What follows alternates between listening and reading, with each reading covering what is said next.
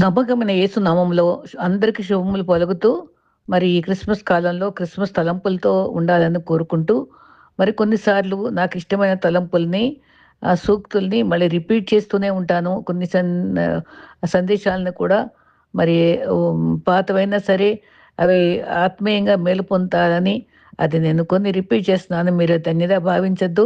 దానిలో ఉండే అమూల్యమైన నిధిని మీరు గమనించుకొని ధ్యానించుకోవాలని కూడా నేను నా ధ్యానంలో అవి ఆత్మీయంగా పనిచేసినాయని ఆశతో మీతో నేను పంచుకుంటున్నానండి.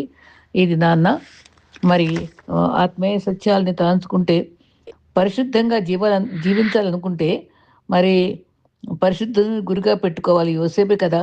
నీతిగా జీవించాలనుకుంటే నీతిమంతుడైన యోబును గుర్తుపెట్టుకోవాలి. యథార్థంగా జీవించాలంటే మరి దానియేలును గుర్తుపెట్టుకోవాలి. నమ్మకంగా జీవించాలనుకుంటే మోషేని, ప్రయాసపడాలనుకుంటే పౌలు గారిని, మరి దీవెనకరంగా ఉండాలనుకుంటే దీనత్వంగా ఉన్న యోసేపుని, తగ్గింపు గలవారంగా చేయాలంటే మరి స్తుతించేవాడిగా దావీదును, మరి యేసు వైపు గురి చూసి చూసి బ్రతకాలంటే మనం నిజంగా అది చాలా చాలా ఆశీర్వాదకరమైన అనుభవం. ఇది మరియ వలె లోకరక్షకుని కొరకు దేవుని చిత్తానికి సమర్పించుకుందాం. లోకానికి రక్షకుని అందించటంలో ఎంతటి శ్రమైనా అనుభవిద్దాం. యోసేపు వలె ప్రభువును మోస్తున్న భక్తుల శ్రమల్లో తోడుగా నడుద్దాం. ఎలిజబెత్ వలె లోకరక్షణ కొరకు ప్రభు చిత్తానికి సమర్పించుకున్న భక్తులను ఆత్మచేత సరిగా వివేచించి వారితో సహవాసం చేద్దాం. మరి గొర్రెల కాపుర్ల వలె క్రీస్తును గురించిన సువార్త లోకానికి ప్రచురిద్దాం. నక్షత్రం వలె అనేకులు క్రీస్తు వద్దకు వచ్చుటకు మార్గాన్ని చూపుదాం. జ్ఞానుల వలె బంగారాన్ని సమర్పించి అనగా క్రీస్తు హృదయంలో దేవునిగా రారాజుగా ప్రభువుగా ప్రతిష్ఠించి పూజించుదాం. సామ్రాణిని సమర్పించి మానవుల పాపాల నిమిత్తము యేసుతో ప్రాయశ్చిత్తం చేసే పరిమళ వాసన గల ప్రధాన యాజకునిగా క్రీస్తు పూజిద్దాం. మరి బోళము వలె సమర్పించి అనగా పాపుల నిమిత్తము వధింపబడిన మరణించిన క్రీస్తును పూజిద్దాం. ఈ రకంగా మనం దేవుని చేస్తూ గతంలో నేను చెప్పిన మాటలు మళ్ళీ చెప్తున్నాను. నోవాహు వంటి నీతి దేవా నాకు దయచేయి. యోసేపు వంటి పరిశుద్ధత, మోషే వంటి నమ్మకత్వం, సమూయేలు వంటి యథార్థత, మరి ఏలియా వంటి విశ్వాసము, యోబు వంటి ఓర్పు, దానియేలు వంటి ప్రార్థన, మరి దావీదు వంటి క్షమాహృదయము, మరి సులోము వంటి జ్ఞానము, సమరేని ప్రేమ, పౌలు వంటి ఆత్మభారము, ఈ రకంగా మరి తిమోతి వంటి పరిచర్య, మరి క్రీస్తు వంటి సహనము, ఇవన్నీ మనలో ఉండాలని మనం నిజంగా కోరుకుందాం. ఇది నాన్న మరి క్రిస్మస్ తలంపులు కొంత తలంచుకోవడానికి మరి ఆశిస్తున్నాను. 2వ అధ్యాయము ఫిలిప్పీ 5-8 వరకు చూసాం. 11 వరకు చూస్తే మరి ఆయన ధనవంతుడై ఉండి కూడా క్రీస్తు దరిద్రుడై మన కోసం తగ్గించుకుని మనం హెచ్చింపబడాలని కోరుకున్నాడు. ఇదొక 5:50లో నక్కలకు బొరేలు ఉన్నాయి, ఆకాశ పక్షులు గూరులు ఉన్నాయి, కానీ మనిషి కుమారునికి స్థలం లేదని కూడా చెప్పుకున్నాడు. మరి విలువలేని శిలువ మరణం పొందాడు. చీకట్లు ఉన్న మనకు సమర్పించుకుని త్యాగం చేశాడు వెలుగునివ్వడానికి. ప్రతిరోజు క్రిస్మస్ మనం ధ్యానించుకోవడం చాలా అవసరం. గొప్ప త్యాగం చూపించిన ప్రేమను తలంచుకుంటూనే ఉండాలి. డిసెంబర్ అయితే ఆనంద మాసం. మరి మత్తయి 7:24లో నా బోధలు ఆలకించి క్రీస్తుని హృదయంలో సిద్ధపడాలి, ఇతరులకు పంచాలి. లోకాన్ని జీవితాన్ని వెలిగించింది క్రిస్మస్. చీకట్లో నుంచి వెలుగులో, పాపం నుండి పరిశుద్ధిలోనికి విమోచనకు నడిపించింది. క్రీస్తు మానవాళ్ళని ప్రేమించి ఈ లోకంలోకి వచ్చారు. మరి విడిపోయిన భార్యాభర్తలు చాలా కాలమైందట. అయితే భర్తకేమో భార్య అంటే ఎంతో ప్రేమ ఉండేదట. ఆవిడ విడిపోయిన తర్వాత చాలా పేదరికంలో ఉందని తెలుసుకుని ఎంతో కాలం తర్వాత మళ్ళీ కలుసుకోవడానికి వెళ్ళాడట. ఆ ఫోన్లు ఎన్ని చేసినా సరే తను పట్టించుకోలేదట. చివరికి దగ్గరికి వెళ్ళి వచ్చి నేను నిన్ను ప్రేమిస్తూనే ఉన్నాను, క్షమిస్తాను, మళ్ళీ తిరిగిరా అని అడిగాడట. అడిగినప్పుడు అప్పుడు తను అంతటా నీవు ఫోన్ చేసిన ప్రేమ నేను గుర్తించలేదు, కానీ నువ్వు ఎప్పుడైతే నా దగ్గర దాకా వచ్చి నాకు కనబడి నాకు చెప్పావో అప్పుడు నేను నమ్మాను అన్నాడట.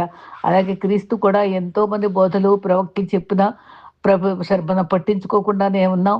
కానీ ఆయన మానవ రూపంలో వచ్చి మనిషిగా జన్మించి తగ్గించుకుని పశువుల పాకలో జన్మించి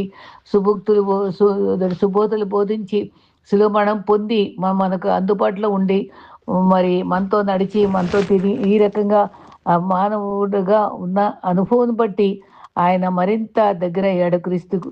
అదేవిధంగా మనకి శిశువు పుట్టాడు కదా! మరి మానవ రీతిగా చూడలేని దేవుడిని చూసేవాడిగా, తాకేవాడిగా, వినయగలిగిన వాడిగా మన కోసం వచ్చాడు. యెషయా 96లో మనకు శిశువు పుట్టాడు.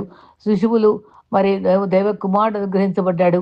ఈ 6 ఈ 5 అనుభవాలు చూస్తే ఆశ్చర్యకరుడు, ఆలోచనకర్త, బలవంతుడైన ప్రభువు, నిత్యుడగు తండ్రి, సమాధానకర్త, నా రక్షకుడు. ఈ రకంగా ఆశ్చర్యకరుడు మరి నిజంగానే మరి కన్యామరిలో పుట్టడం ఎంతో ఆశ్చర్యము.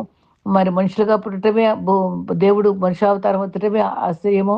మరి చెట్టు ముందా, విత్తనం ముందా అంటే చెట్టే ముందు. అదే జీవాత్మ మరి అయినటువంటి క్రీస్తు కన్యకు జన్మించడమే గొప్ప అద్భుతం, ఆశ్చర్యము.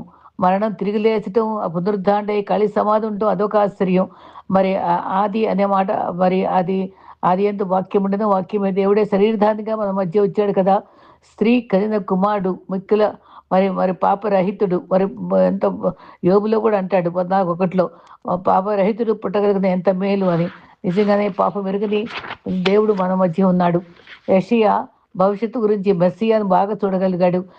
యెషయా మరి 6:6లో గెరుపుల సిరుపుల మధ్య స్తుతించేటువంటి దూతల దర్శనాన్ని చూసిన తర్వాత ఆయన సూచక్రియకి ఎంత స్పష్టంగా చెప్పాడో ప్రాఫెసీ మనం ఆలోచించుకోవాలి. అదే ఆనవాలు సర్వ మానవాళికి కూడా రక్షించాలంటే కన్య గర్భవతి ఎప్పుడు ఎంత స్పష్టంగా చెప్పాడు. అదే మెస్సియా తన ప్రజలను వారి పాపం నుంచి రక్షిస్తాడు అని కూడా చెప్పాడు.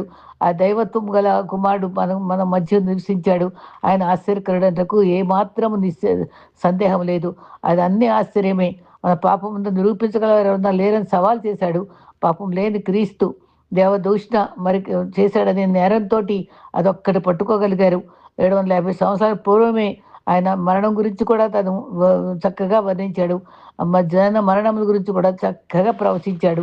రెండవదిగా ఆశ్చర్యకరుడు, తర్వాత ఆలోచనకర్త. నిజంగా మనకు నాకు ఆలోచనకర్త ఎగు దేవుని నేను స్తుతిస్తానని కూడా నాకు స్తుతింతు అని కీర్తనలో ఉంటుంది. నిజంగానండి. రష్యా 28:29లో జనములు సైన్యంలో నేర్చుకుంటారు, ఆశ్చర్యకరమైన జ్ఞానం అనుగ్రహించేవాడు ఆయనే అన్నాడు. అక్కడ అశ్షూరు యుద్ధం చేస్తూ ఉంటే ఆలోచన ఇచ్చేది ఎవరు?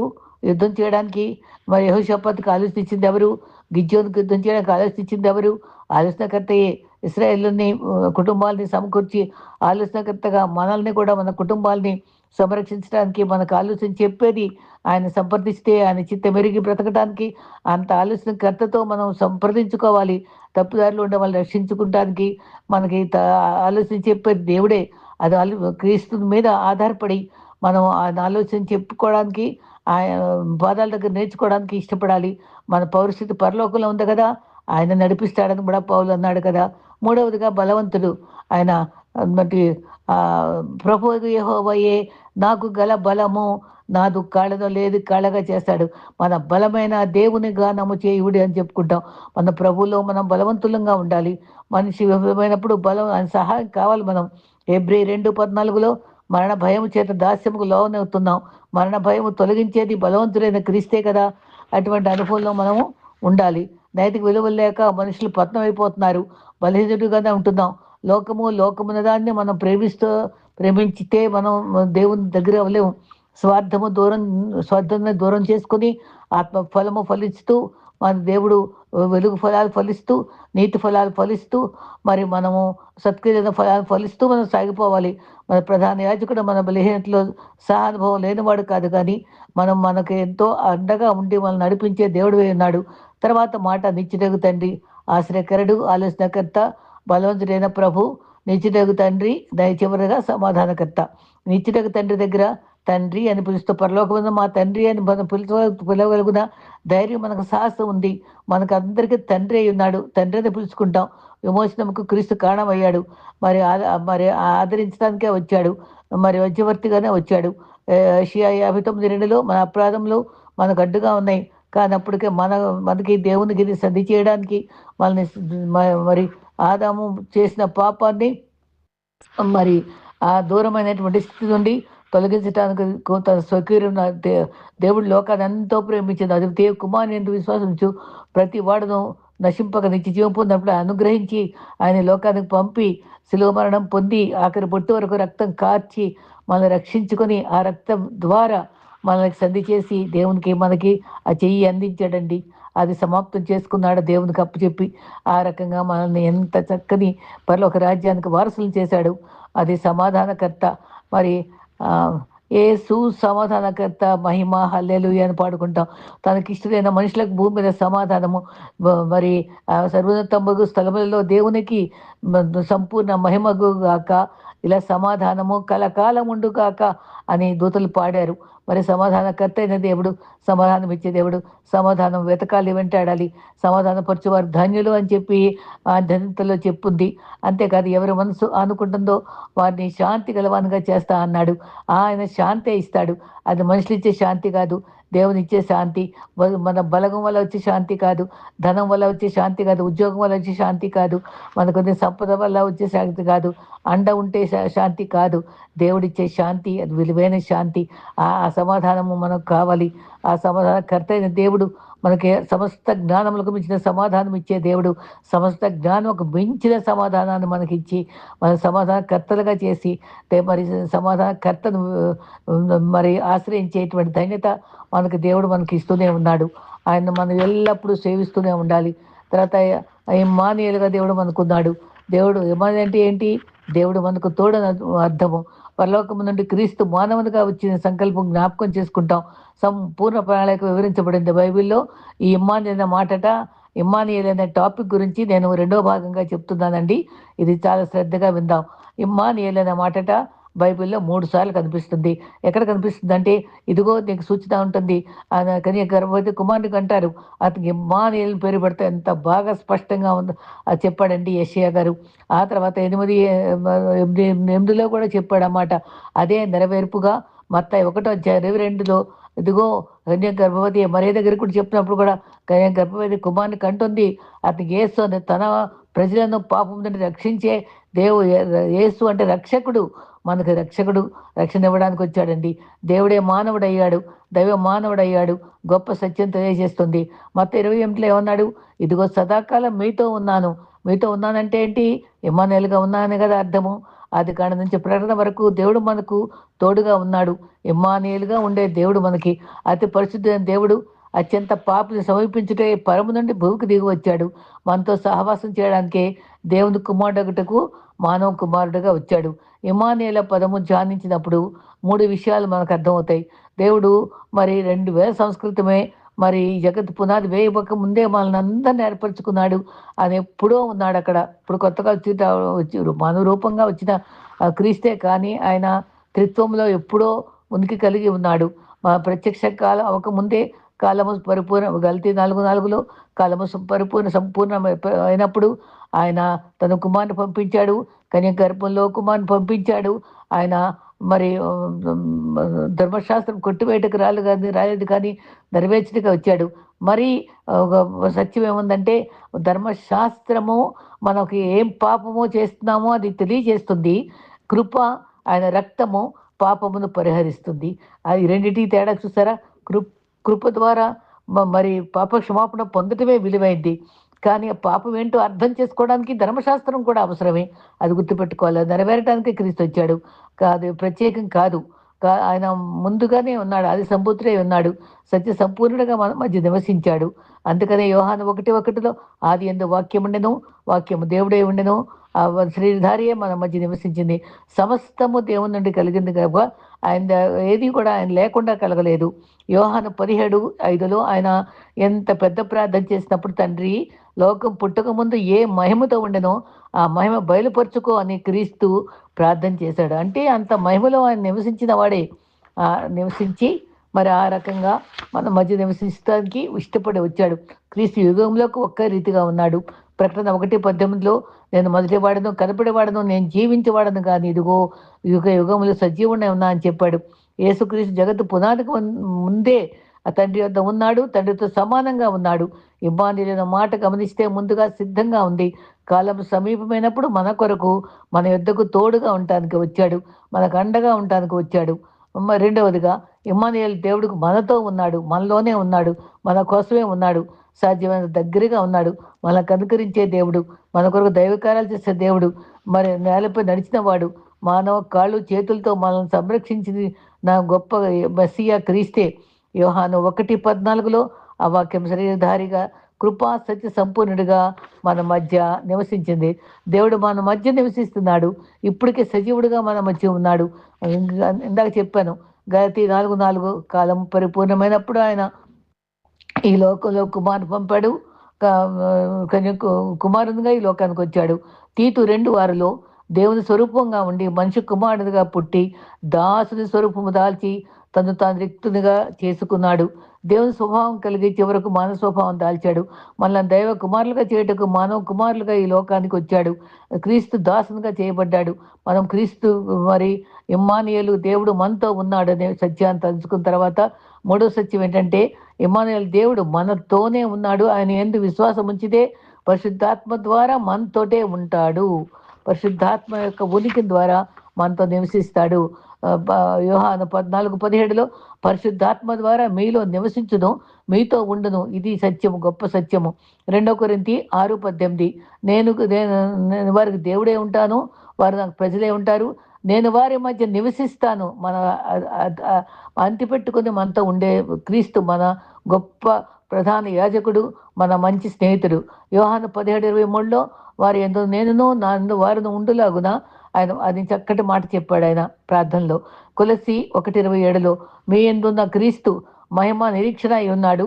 నిరీక్షణ గతంలో లేని వారికి నిరీక్షణగా మనతో ఉన్నాడు ఆయన. అది గుర్తుపెట్టుకోవాలి. గలతీ 2:20లో ఇక నువ్వు జీవించేవాడు నేను కాదు, క్రీస్తే నాలో జీవిస్తున్నాడని పౌలు అన్నట్టుగా మనం కూడా నాలో క్రీస్తు జీవిస్తాడని ధైర్యంగా అనాలి. మనలో కూడా ఆయన ప్రణాళిక మనతో జరిగిస్తాడు. ఆయన మన దేహాల్లో ఆలయంగా పెట్టుకొని మనల్ని ఆయన మన చేతులు ఆయన కొరకు పనిచేసే రీతిగా ఆయన సాధనాలుగా మారాలి. ఈ విధంగా అంగీకరించుకొని మనం క్రీస్తు మనతో మనలో ఉండటానికి ఆయన ఇష్టపడే దేవుడిగా ఉన్నాడని మనం నమ్ముకుందాం. ఆయన ఆహ్వానం స్వీకరిద్దాం. ఆశీర్వదించి సమృద్ధి ఇచ్చే దేవుడు. క్రిస్మస్లో కొన్ని సంకేతాలు తెలుసుకుంటాం. క్రిస్మస్ కాలంలో ఆనందకరమైన వాతావరణంలో ఉంటుంది. మరి నక్షత్రాలు, చెట్లు, క్రిస్మస్ ట్రీలు, ఈ వెలుతురు ఇవన్నీ పెట్టుకుంటాం. ఒక ఆయన అన్నారు, ఇది పంటి పండుగ, ఇంటి పండుగ, ఒంటి పండుగ. అంటే పంటి పండుగ అంటే ఈ బిర్యానీలు తింటాం. ఇంటి పండుగ అంటే ఇల్లంతా అలంకరించుకోవడం, ట్రీలు పెట్టి, స్టార్లు పెట్టి. ఒంటి పండుగ అంటే మంచి మంచి బట్టలు వేసుకోవడం. ఇదే పండుగ కాదండి. మన హృదయాల్లో ఆయన అంతరంగంలో ఆయన వెలుగులు ప్రసరింప చేయాలి. ఆయన కొరకు సాక్షిగా ఉండటమే మనకి నిజమైన పండుగ. మరి ఆ దూత గొల్లల దగ్గరికి వచ్చి చెప్పిన సందేశంలో ఎంతో విలువైన పాఠాలు మనం నేర్చుకోగలం కదా. లూకా 2:8-14 వరకు ఆ దేశంలో కొందరు గొర్రెల కాపుర్లు మనను కాచుకున్నారు, వారు మిక్కిలి భయపడ్డారు. క్రీస్తు మరి క్రిస్మస్ ఆధారం క్రీస్తు గురించి మనం ఏం చేయాలి, వాళ్ళు ప్రచురణ చేశారు, అంటే ప్రకటించాలి. క్రిస్మస్ లోకానికి మాత్రమే మరి పండుగ, అది సంఘానికి పరిమితం కాదు, లోకం అంతటికీ. అందుకనే లోకమును ఎంతో ప్రేమించింది, లోకం అంతటినీ ప్రేమించాడు ఆయన. అందరూ ప్రభు మరి అందరికీ ప్రభు ఆయన. మరి సమాచారం దాచిపడకూడదు. అందుకనే యెషయా 9:2లో మరణ ఛాయలో నివసించే వారు గొప్ప వెలుగు చూశారు. జీవితాన్ని వెలిగించే పండుగ క్రిస్మస్ పండుగ. మరి యోహాను 1లో మరి నేను వెలుగై ఉన్నా అని వెలుగు ప్రసరించే లక్షణం ఉంటుంది కదా, అది ప్రబలుతుంది. కారు చీకట్లో కాంతిరేఖ చిన్ని దీపం ఉంటే ఆ గిప్పుల వెలుగే అదంతటినీ చీకటిని ఛేదించగలదు. 12 మంది కూడా వెలిగించబడ్డారు. వాళ్ళు అనేక దేశాలలో హతసాక్షులయ్యారు. వాళ్ళ హతసాక్షుల యొక్క జీవితాలు చూస్తే ఎంత ఆశ్చర్యకరంగా ఉంటుందో. కాగడాల్లా కాలిపోయారు, ఆత్మజాలరుగా నిలిచిపోయారు. అనేకులను వెలిగించారు. జ్ఞానులు కూడా వెలిగింపబడ్డారు. ఈ సమాచారం జ్ఞానులు కూడా వాళ్ళు ప్రచురించారు, ఆనందపడ్డారు. అదే మనం కూడా ఈ క్రిస్మస్ కాలంలో ఆనందపడాలి, ప్రచురించాలి. లూకా 1:79లో వారి పాపంలో మరి క్షమించటం వల్ల రక్షణ జ్ఞానము అంధకారంలో ఉన్న మానవులను వెలిగింపబట్టేక వచ్చారు. రక్షణ జ్ఞానం మనలో ఉండాలండి. మరి అంటే సంకేతం ఇంకోటి ఏంటంటే, క్రిస్మస్లో మనకి ఎక్కువగా భయం ఉంటుంది. అది భయాన్ని పారద్రోలేది. అందుకనే మరియతో కూడా భయపడొద్దన్నాడు, గొల్లలతో భయపడొద్దన్నాడు, యోసేపుతో భయపడొద్దన్నాడు. తర్వాత యెషయా 41:8-10 వరకు ఉన్నప్పుడు భయపడకు, దిగులు పడకు, నీకు కుడి చేయి పట్టుకుంటాను అని దేవుడు మనతో మాట్లాడుతున్నాడు. 366 రోజులు మనకి భయపడకనే మన పలుకులు మనకి ధైర్యం కలిగించే ఉన్నాయి. కాబట్టి ఎన్నో రకాల మరి ఒక చక్కటి పాట ఉంటుంది. పలు భయములు బలముగ చుట్టుకొన నీవ భయము నీచితివి. నిన్ను విడువను మరి ఎడబాయనని వాగ్దానములిచితివి. ఏమి తునయ ఏమి తునయ నీ ప్రేమకు సాటిగను. నా రక్షణ పాత్రను చేబూని అర్పింతు కృతజ్ఞతలు. ఇక వచ్చినవేంటంటే, పలు భయములు చుట్టుకున్నప్పుడు అభయం ఇచ్చావు. విడువని ఎడబాయనని వాగ్దానం ఇచ్చావు. అది మనకు కావాలి. ఇక్కడ మనకి అభయం ఇచ్చాడు మనకి. మరణ భయం తొలగించాడు. మరి వీళ్ళతో చెప్పిన మాట మనతో కూడా చెప్తున్నాడు ఈ క్రిస్మస్ కాలంలో. ఈ రకంగా మరి మనకివ్వబడినటువంటి మరి శరీరమును చక్కటి మాట ఉంది. మత్తయి 10:28లో మరియు ఆత్మ చంపనేరక దేహమును ఆత్మను నశింపజేయడానికి భయపడాలి. ఎవరికి భయపడాలి? మన ఆత్మలను నాశనం చేసే వాళ్ళకే భయపడాలి. కాబట్టి ఇంక దేనికి భయపడరాదు, క్రీస్తు విశ్వాసే ధైర్యం తెచ్చుకోవాలి. మరి ఎఫెసీ 2:1లో క్రీస్తు లోకానికి వచ్చి మరి మనిషికి విలువ తెలిపాడు. మన గమ్యము, మార్గము తెలుపుటకే క్రీస్తు వచ్చాడు. యెషయా 48:22లో దుష్టులకు నెమ్మది ఉండదు. ఎబ్రీ 2:14 మరణ భయంతో ఉండేవారిని విడిపించడానికే రక్త మాంసంలో పాలువాడయ్యాడు. మరణ భయం తొలగించడానికే క్రీస్తు వచ్చాడు. కాబట్టి మనం దూరం చేసే విషయాలు భయపడాలి. దేవునికి దూరం అయ్యే విషయాల గురించే భయపడాలి. 1 సమూయేలు 28:7 అప్పుడు కన్నపిశాచు గల స్త్రీ దగ్గరికి వెళ్ళాడు. భయపడిపోయాడు అక్కడ. కాదండి, దేవుని సంప్రదించడానికి బదులు రాజు మరి సౌలు రాజు, మొదటి రాజు కన్నపిశాచాల దగ్గరికి వెళ్ళాడంటే ఆత్మలో దిగజారిపోయాడు కదండి. అక్కడ అక్కడ మరి సొలొమోన్ని సమూయేలుని పిలిపిస్తాడు కదా అక్కడ. అది చాలా అసభ్యకరమైన అనుభవం అది. చాలామంది మనోళ్ళు కూడా భూత వైద్యులు మరి కన్నపిశాచుల కదా వాళ్ళ దగ్గర సోది చెప్పించుకున్న వాళ్ళ దగ్గరికి భవిష్యత్తు చెప్పించుకున్న ప్రవచనాత్మక ప్రవచనాల కోసం వెంపర్లాడే వాళ్ళు ఉంటారు. అది చాలా పొరపాటని దీనిలో మనం గ్రహించాలి.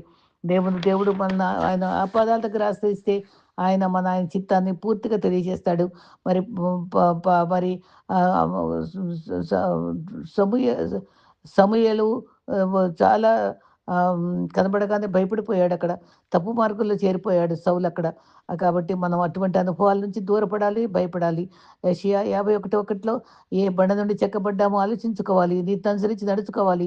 1 కొరింథీ 1:1లో ఈ సువార్త ప్రకటించుట ప్రాముఖ్యత గల సందేశంగా క్రీస్తు క్షమ, పరిశుద్ధత, వెలుగు అందరికి కూడా చెప్పేటట్టుగా ప్రచురించటమే మన నిజమైన క్రిస్మస్. అందరికీ మన దేవుడు గుణగణాలను ప్రకటించాలి. ఆయన గుణాతిశయాలను ప్రకటించుకోవడానికే ఉన్నాం. తర్వాత రోమా 10:14లో ప్రకటించిన వారు లేకుండా ఎట్లు విందురు, ఆయన గుణాతిశయంలో ప్రకటించే వారంగా మనం ఉండాలి. మరి ఇంకో గుర్తు, దేవుని వాగ్దానం నెరవేర్చేవాడు. లూకా 2:12లో ఆ శిశువు పొత్తిగుడ్డలతో పండుకొని ఎండుడు చూచెదరు. మరి దూత ఏం చెప్పి అది నెరవేరింది.